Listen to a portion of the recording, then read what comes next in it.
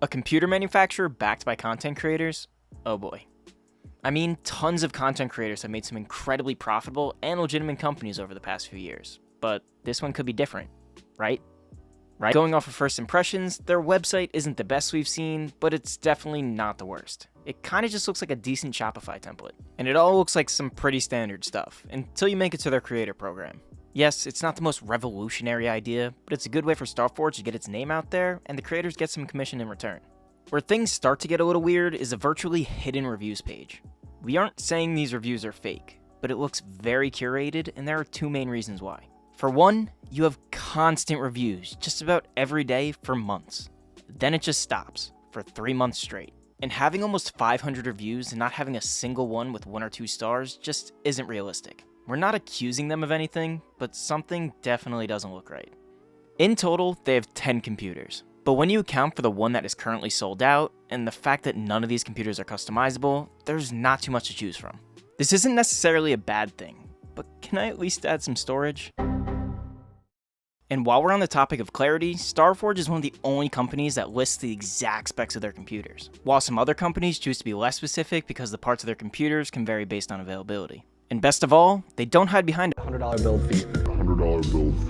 But, unfortunately for them, they're so transparent that we're able to get almost the exact price of each one of their computers.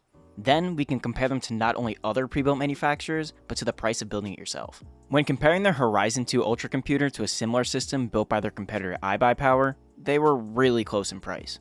Which is really impressive considering multiple iBuyPower computers have more reviews than Starforge's entire website. And to make sure this wasn't a fluke, we compared the Voyager Creator Pro to a Build Redux computer. Overall, a $250 difference is a lot, but when you account for custom lighting, cables, the slightly better motherboard, and a nicer case, it's pretty close. And this is where the compliments stop. We made a spreadsheet of every single computer they offer and how much it would cost to build it yourself. Now, before all the best and brightest computer engineers go in the comments and say, "Of course it's cheaper to build it yourself."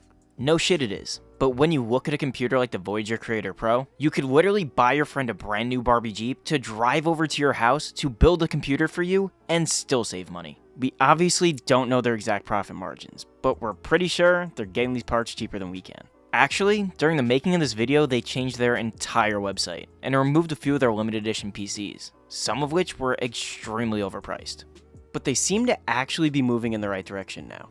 Their budget systems are pretty fairly priced, hovering around a 15% markup.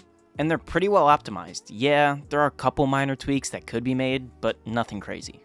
It is worth noting that they're actually trying to be unique. When you buy a computer from them, you have a chance to get your computer built live on Twitch. Overall, the gaming computer market is cutthroat, and the margins aren't nearly as high as something like a Squatty Potty. And we're definitely not going to act like we can run a PC building site. But considering that some other pre-built manufacturers have much tighter margins, Starforge might not be the best place to go. But it's definitely not the worst. I mean, hey, their warranty seems pretty good, and you get to support some of your favorite creators, and their computers look pretty cool as well. Except for that logo.